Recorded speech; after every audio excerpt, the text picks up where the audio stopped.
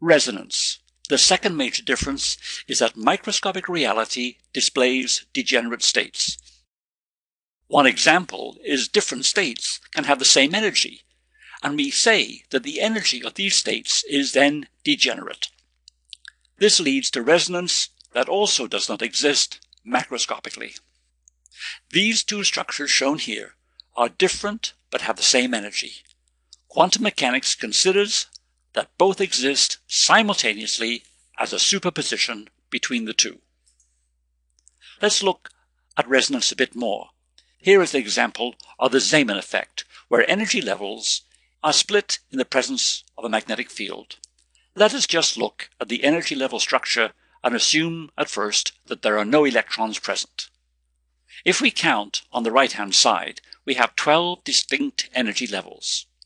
If the magnetic field is turned off, then those 12 energy levels all have the same energy as seen on the left-hand side. On the left-hand side, we say the 12 states are 12-fold degenerate with respect to energy. On the right-hand side, the degeneracy is lifted, and now we can distinguish the 12 states because they have a property, energy, that is different between them. Degeneracy means we cannot distinguish one state from the other on the basis of some property, in this case on energy alone.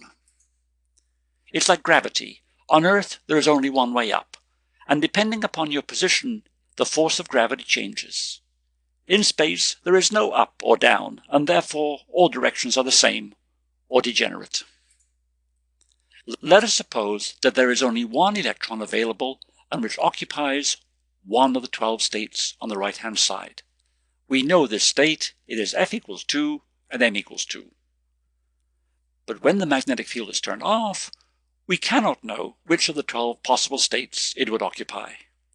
Therefore, in the absence of further evidence, any one of those degenerate states can exist at any instant, but we cannot know which one. That is, the system is in resonance between all of them. The electron on the left-hand side is equally likely to be in any one of the 12 states. On the right-hand side, it is distinguished by its energy and is in the one state labeled 2, 2. At any instant, that one electron on the left-hand side can be in any one of those 12 states. It cannot, however, be in all 12 states at the same time. It resonates between all 12. If these are the states of one electron only, then those states must be objectively real. Of course, this is not the way quantum mechanics views things. In quantum theory, this is called the superposition principle, which treats the electrons as being in all the states with a certain probability. Quantum mechanics cannot distinguish those degenerate states. The reason is clear. In quantum mechanics, a state is a statistical ensemble, and the electrons that make up the ensemble can occupy any of the states with a certain probability. This gives us another hint about subquantum mechanics. A subquantum theory should resolve, or disentangle, the superposition principle into ontic states. The statistical ensembles of quantum mechanics are replaced in a subquantum theory by individual ontic particles that make up the ensemble. Degeneracy and resonance are common at microscopic dimensions and are not restricted to energy alone.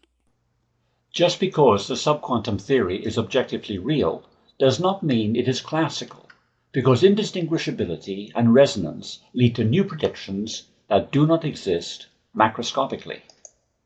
We've already seen how such properties account for 90% of a hydrogen molecule's bond energy. A chemical bond is completely quantum, with no classical contributions whatsoever. Hence, since these properties must carry over to any successful subquantum theory, it could predict new phenomena that can be described by neither classical nor quantum mechanics. Is there anything that cannot be described by either classical or quantum mechanics? It seems so.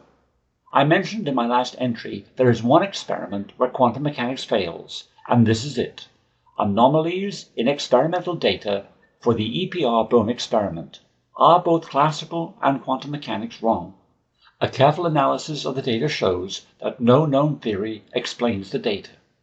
Even so, in both the micro and the macroscopic, objective reality means that all objects possess exact values of their defining properties. However, new properties exist microscopically that cannot exist macroscopically, and these properties arise from indistinguishability and resonance.